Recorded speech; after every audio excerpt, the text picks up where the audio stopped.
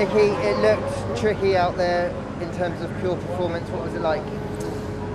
So the car was feeling good. Could have done a slightly better lap. Car balance could have been slightly more in the window, but overall I was quite pleased actually.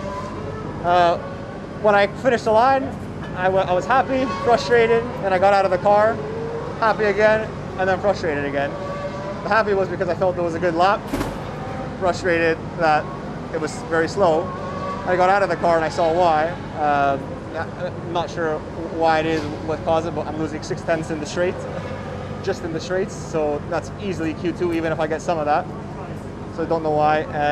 And then happy again to realize, well, okay, it wasn't necessarily my fault. So yeah, we have to understand why. I felt it from the first lap in qualifying that it just didn't seem like I was getting as much top speed as we should have been compared to practice.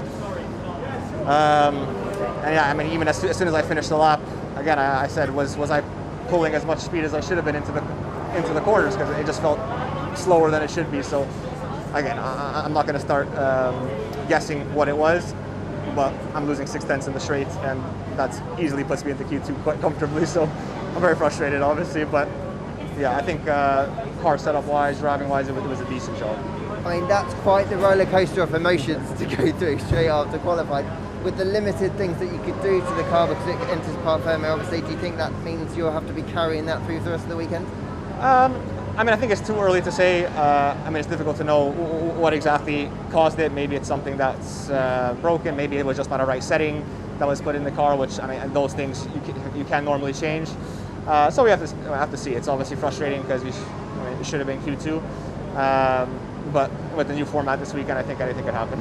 Yeah, I was going to say, it must give you optimism that if you can fix it overnight, with the sprint, the new format tomorrow, and the Grand Prix still to come as well, there's plenty of opportunity.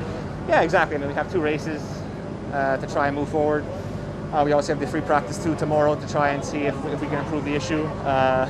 Because, yeah, I mean, that speed deficit, you're not really going to be doing any racing, unfortunately.